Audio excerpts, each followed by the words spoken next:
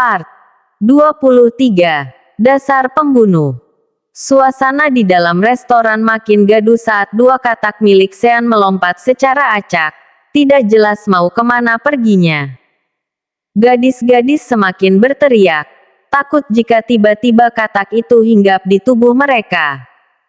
Tangkap katak itu, titah Liam pada anak buahnya yang paling dekat. Namun kemudian perintah tersebut dipatuhi oleh seluruh anggota Black Venom. Pekerja di bagian dapur bahkan menghentikan semua aktivitas mereka, mematikan kompor dan keluar ikut menangkap dua katak tersebut. Koe, kodok itu melompat dengan riangnya. Kebetulan mereka sudah lama tidak keluar kandang. Jadi ketika terlepas seperti ini katak-katak tersebut menemukan wahana baru untuk bermain. Kondisi benar-benar sudah tidak kondusif. Beberapa pelanggan pun berhamburan berlari keluar. Begitu geli melihat dua katak tersebut. Katak yang terlihat begitu gemuk. Hati-hati Om. Jangan lukai katak-katakku. Teriak Sean pada Liam yang ikut menangkap katak-katak tersebut. Satu kalimat yang tanpa disadari oleh bocah itu merupakan perintah mutlak untuk seluruh anggota Black Venom. Jangan sampai terluka. Batin semua anggota. Jadi mulai bergerak hati-hati untuk menangkap katak-katak itu. Hap, grab, bruk. Semua upaya telah dilakukan.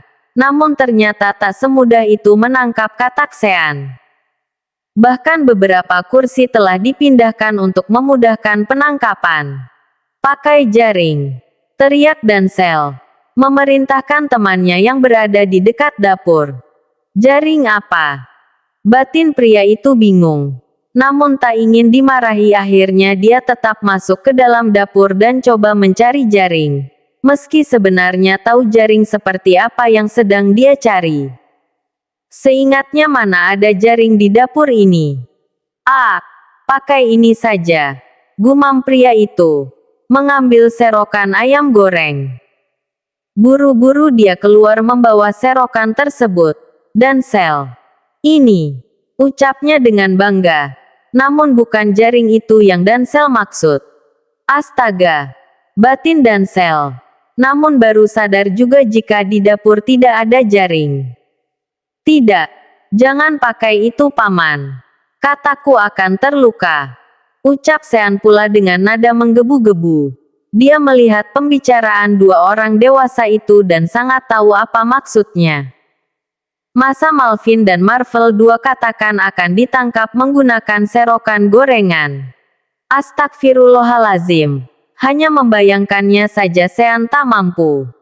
Liam mulai mendelik pada dua anak buahnya tersebut. Tangkap menggunakan kedua tangan kalian. Titah Liam. Baik tuan. Jawab Dancel dan yang lainnya patuh.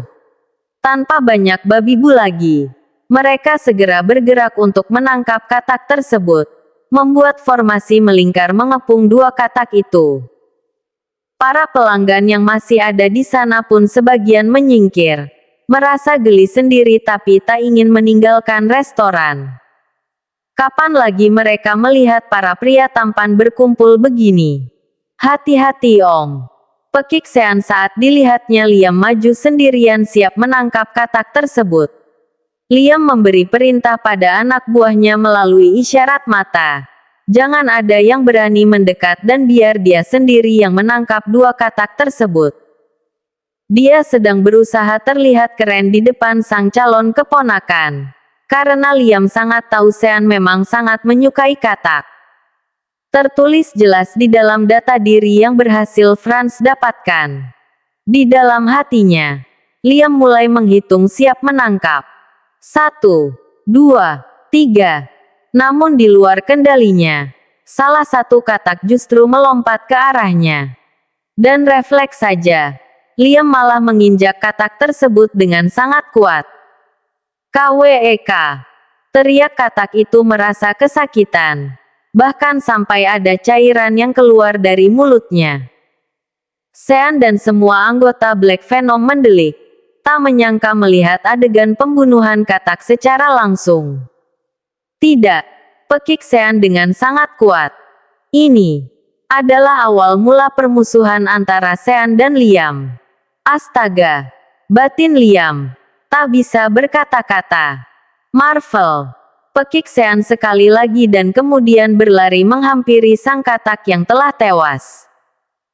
Dengan ketakutan yang luar biasa, Liam pun mengangkat kakinya, hingga memperlihatkan dengan jelas katak yang sudah tak berdaya.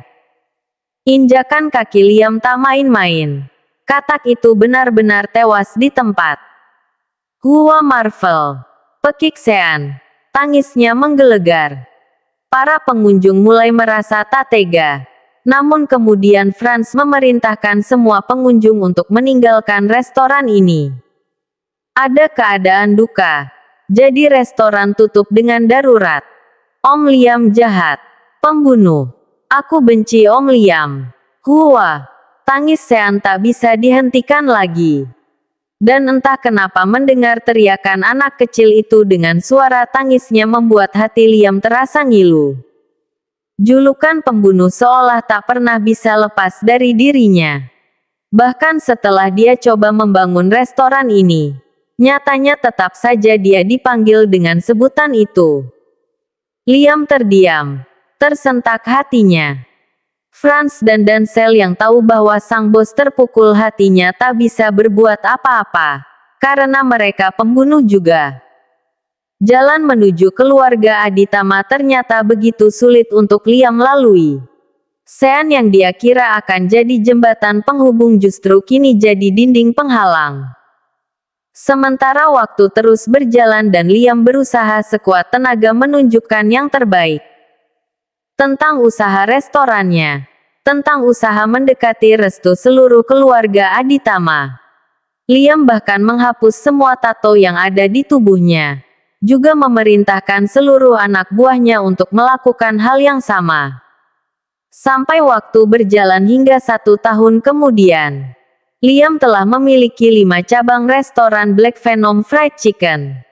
Dia juga telah mengenal Reza Aditama dan Ryan Aditama dengan sangat baik, 2 kakak Riley. Berlatar belakang sebagai pengusaha baru yang sukses, akhirnya Liam berhasil masuk ke lingkungan pengusaha di kota itu. Umurku sudah tua. Rasanya sudah tidak pantas untuk mencari kekasih. Kalau ada yang serius, aku ingin langsung menikah saja, ucap Liam. Melempar bola panas pada Reza. Saat ini mereka sedang makan siang bersama. Setelah pagi tadi ada pertemuan bisnis di salah satu perusahaan kolega. Memangnya selama ini kamu tidak ada kenalan wanita? Tanya Reza setelah dia selesai mengunyah makanan. Tidak, aku terlalu sibuk dalam pekerjaan. Setelah menikah mungkin aku baru mengurangi diri di dunia kerja. Coba fokus pada keluarga, jawab Liam dengan mulutnya yang sangat manis. Hingga membuat Reza tertegun. Liam adalah pria yang baik, pekerja keras dan bertanggung jawab. Seperti tak ada salahnya jika dia kenalkan dengan sang adik perempuan. Riley yang jadi begitu menutup diri setelah kandasnya hubungan dengan Louis. Kalau ada waktu senggang, mainlah ke rumahku, ucap Reza pula. Gagal menjodohkan sang adik dengan Adnan membuatnya tak ingin ada jodoh-jodohan lagi. Jadi biarlah semuanya terjadi secara alami. Saat Liam berkunjung ke rumahnya, dia sangat berharap Liam akan bertemu dengan Riley. Benarkah? Wah, ini sebuah kehormatan, balas Liam pula. Reza tak tahu bahwa di dalam hati pria itu Liam telah bersorak kegirangan. Karena memang inilah yang dia inginkan. Jam 2 siang kebersamaan pria tampan itu pun usai. Keduanya sepakat di akhir pekan nanti Liam akan berkunjung. Sore ini Reza pulang dengan bibir yang tersenyum lebar. Merasa bahagia karena telah menemukan calon suami yang cocok untuk sang adik. Tiba di rumah kebetulan sekali Reza langsung bertemu Riley di ruang tengah. Adiknya itu sedang duduk sendirian di sana, melihat televisi yang sedang menyiarkan berita. Ril, sapa Reza. Tapi Riley tidak menjawab apa-apa sebagai tanggapan. Hanya tersenyum kecil lalu mengalihkan pandangannya. Kembali menatap ke arah televisi. Reza tersenyum. Dia kemudian meletakkan kartu nama Liam di atas meja. Semoga Riley membacanya. Batin pria itu. Dipikirnya akan lebih baik jika sebelum bertemu, Riley tahu sedikit tentang Liam. Pemilik restoran Black Venom Fried Chicken. Riley adalah gadis yang paling acuh sedunia. Dia tak peduli pada kejadian di sekitar. Bahkan tak mengetahui saat sang kakak jelas-jelas meletakkan sesuatu di atas meja. Riley seperti hidup di dunianya sendiri. Hanya melakukan apa yang jadi tugas dan tanggung jawabnya. Selebihnya gadis itu tak akan peduli. Beberapa saat Riley bahkan masih terus menatap ke arah televisi. Sore itu dia melihat berita tentang lonjakan harga bahan pokok di pasaran. Kak Riley, panggil Sean. Selesai mandi bocah itu turun ke lantai 1. Beruntung ada sang tante di sini. Jadi dia ada teman bermain. Riley yang dipanggil menoleh sebentar. Melihat Sean kemudian kembali menatap ke arah televisi. Kak Riley, ayo kita taman saja. Temani aku memberi makan Malvin. Ajak Sean. Dia harus bicara dengan suara yang tinggi agar menarik perhatian Tante Acuh ini. Tapi lagi-lagi Riley hanya menanggapi dengan dingin. Menoleh sebentar lalu menghadap televisi lagi. Pergi saja dengan Biasmi, jawab Riley. Biasmi adalah salah satu pembantu yang bekerja di rumah ini. Sean mengerucutkan bibirnya. Merasa sang tante makin hari makin tidak asik saja. Bocah itu jadi urung untuk pergi ke taman belakang. Jadi ikut duduk di samping sang tante. Duduk dengan kasar. Tapi tidak juga menarik perhatian tantenya itu. Pandangan Sean kemudian tertuju ke atas meja, melihat sebuah benda yang nampak tak asing di matanya. Dengan cepat Sean mengambil kertas itu, sebuah kartu nama. Bibir Sean makin mengerucut. Benci sekali dia dengan pembunuh Marvel ini. Kenapa kartu ini ada di sini? Apa ini punya Kak Riley? Tanya Sean. Bukan, jawab Riley singkat. Tanpa melihat dia langsung menjawab dengan yakin seperti itu. Riley tidak pernah merasa meletakkan barangnya di atas meja. Jadi jelas dia akan jawab seperti itu pertanyaan Sean. Lalu punya siapa kartu nama ini? Dasar pembunuh. Tidak mungkin kan dia terbang sendiri. Gerutu Sean. Dan mendengar keponakannya bicara tentang pembunuh akhirnya Riley menoleh. Bahasa Sean terasa sangat kasar di telinganya. Kamu bicara apa? Tanya Riley. Sean seketika terdiam. Langsung sadar bahwa dia telah salah. Dengan gampangnya bicara kasar seperti itu.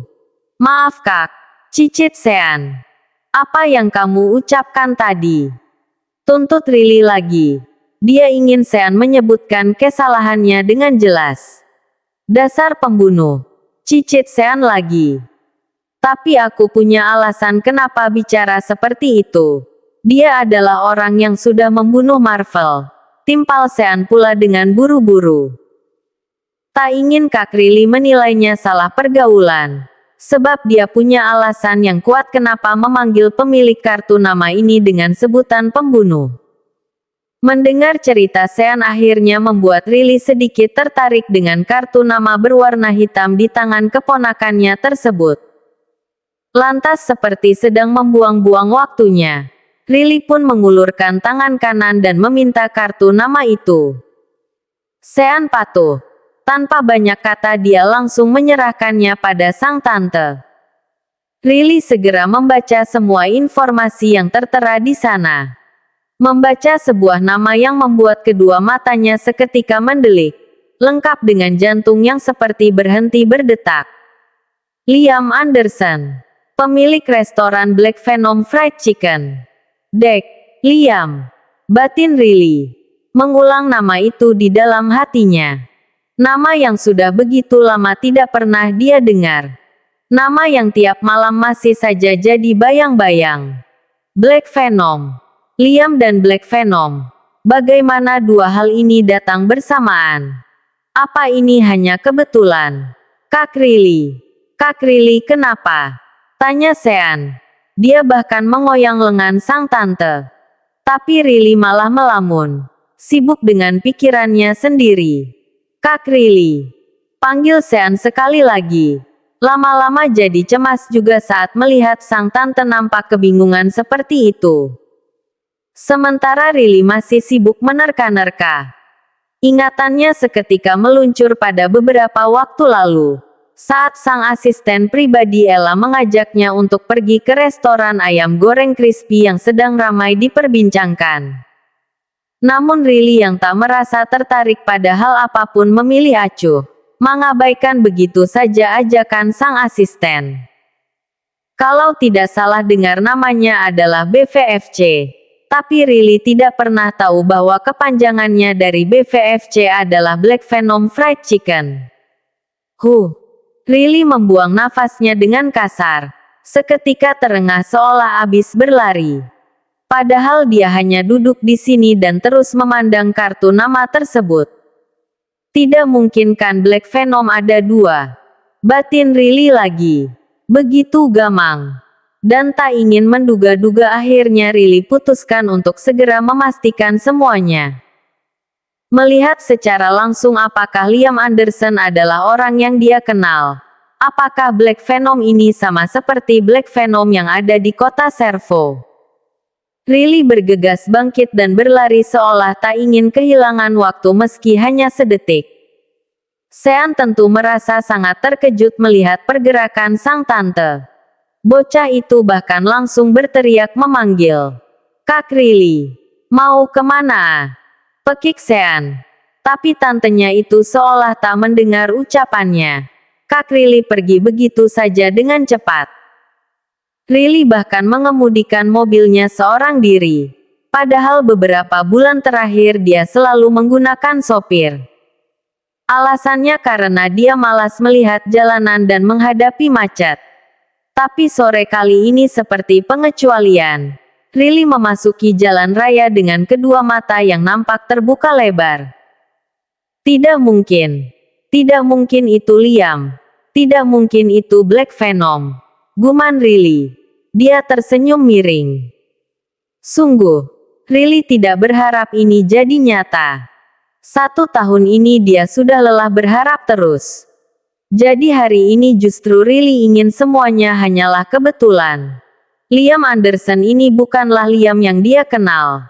Black Venom yang ini bukanlah Black Venom penjahat kota Servo. Riley terus tersenyum miring, seolah sedang menertawakan takdir yang begitu lucu. Sebuah kebetulan yang sangat menggelikan. Riley kembali melihat kartu nama yang ada di tangan kirinya. Tangan yang kini bertengger di kemudi. Dia membaca sekali lagi alamat restoran tersebut. Ketika sudah menghafalnya, Riley segera menekan pedal gas lebih dalam. Dia harus segera tiba. Tidak sampai 30 menit di perjalanan akhirnya Riley tiba di tempat tujuan. Sebuah restoran yang terlihat cukup ramai di jam seperti ini. Liam tidak tahu jika sekarang Riley akan datang menemui dia di restoran. Chip yang terpasang di tubuh Riley telah terlepas saat gadis itu mandi beberapa bulan terakhir. Black Venom Fried Chicken. Gumam Riley membaca papan nama yang terpasang cukup besar di atas gedung restoran tersebut. Di luar kendalinya jantung Riley berdegup dengan cepat. Hati dan otaknya seperti tak seirama. Di saat otaknya berpikir bahwa ini semua hanya kebetulan, namun hatinya berbisik lain. Mungkin saja ini benar-benar restoran milik Liam. Senyum yang tadi terlihat miring, kini telah berubah jadi senyum miris. Liam, apakah itu kamu? Tanya Riley di dalam hati. Selama ini Riley selalu beranggapan bahwa dia bisa bicara dengan arwah Liam. Dengan langkah kaki yang terasa ragu, Riley mulai memasuki restoran itu. Baru satu langkah Riley memasuki restoran itu, dia sudah tak sanggup melanjutkan jalannya lagi. Dunia di sekitar Riley seperti berhenti berputar saat itu juga. Suara yang riuh seketika membisu. Telinganya berdengung memutar semua ucapan tentang Liam dan Black Venom yang dilaporkan oleh detektif bayarannya 1 tahun yang lalu. Maaf Nyonya, mansion Black Venom yang Anda sebutkan sudah tidak berpenghuni dan pria bernama Liam tidak bisa saya temukan. Markas Darkness juga kosong. Orang-orang yang Anda sebutkan dalam tugas pencarian tak ada satupun yang bisa saya deteksi. Laporan itu adalah apa yang dia percaya selama ini. Di saat Liam meninggal itu artinya Black Venom bubar. Semua anggota hidup masing-masing dan tak saling terhubung satu sama lain. Tapi apa yang Riley lihat saat ini? Semua orang dari Black Venom berada di dalam restoran ini sebagai pelayan. Di ujung sana Franz sibuk melayani Rico dan Sergei di bagian kasir. Jimmy, Harley, John, Lance, Nell dan masih banyak lagi. Nafas Riley tersengal. Merasa ini mimpi tapi semuanya nyata. Kedua matanya bergerak cemas berulang kali coba memastikan. Dia benar Franz. Dia benar Rico. Dia benar Sergei. Mereka hanya tidak memiliki tato lagi. Ya Allah. Tubuh Riley terhuyung nyaris jatuh. Untung dia segera berpegangan pada meja di dekat pintu masuk. Namun pergerakan Riley itu justru membuat sebuah kursi jatuh. Menimbulkan sedikit gaduh hingga membuat perhatian sebagian orang tertuju padanya. Dek, Harley adalah yang pertama kali melihat kedatangan Riley di antara semua pengunjung. Saat itu Harley memegang alat pel untuk membersihkan lantai di dekat pintu masuk. Namun saat melihat Riley berdiri di sana, seketika tubuhnya gemetar. Franz adalah orang kedua yang melihat kedatangan Riley, lalu disusul oleh anggota Black Venom yang lain. Ya Tuhan, dia datang. Batin dan Sel. Awalnya dia sedikit heran saat melihat semua pekerja berhenti bergerak dan menatap ke arah pintu masuk. Dan Sel jadi melihat ke arah sana juga dan betapa terkejutnya dia saat melihat Riley Aditama datang ke sini. Tak ada angin dan tak ada hujan. Tiba-tiba malaikat pencabut nyawa itu datang. Harusnya, jika sesuai rencana mereka semua Riley akan datang ke sini saat sang bos sudah menunjukkan diri dan hubungan keduanya baik-baik saja. Saat emosi gadis itu sudah stabil barulah seluruh anggota Black Venom muncul. Tapi ternyata semuanya selalu terjadi di luar rencana. Karena tiba-tiba gadis itu berdiri di sana. Cepat laporkan pada bos. Wanita itu datang. Pekik dan Sel dengan gugup. Dia adalah yang paling merasa dalam keadaan bahaya. Bagaimana ini? Haruskah kita semua pura-pura amnesia? Tanya dan Sel pula. Franz pun segera berlari ke dapur dan bertemu yang lain. Bagaimana ini? Tanya Franz pula. Sama bingungnya. Apa yang mereka cemaskan adalah tentang kemarahan Riley. Bukan yang lain. Dan semua orang terus berpikir bagaimana caranya meredam amarah gadis itu. Tuan Liam harus pura-pura amnesia. Iya kan? Seperti itu kan? Celetuk dan Sel. Di pikirannya hanya penuh dengan pura-pura amnesia sebagai alasan. Dengan begitu semuanya akan baik-baik saja, pikir dan Sel. Jadi yang amnesia Tuan Liam saja atau kita juga? Tanya anggota yang lain. Lebih bingung. Karena tak ada komando yang pasti.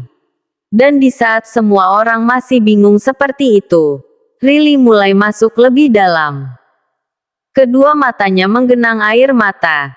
Dia menemui Harley lebih dulu. Harley, kalian di sini? Tanya Riley dengan suara yang gemetar.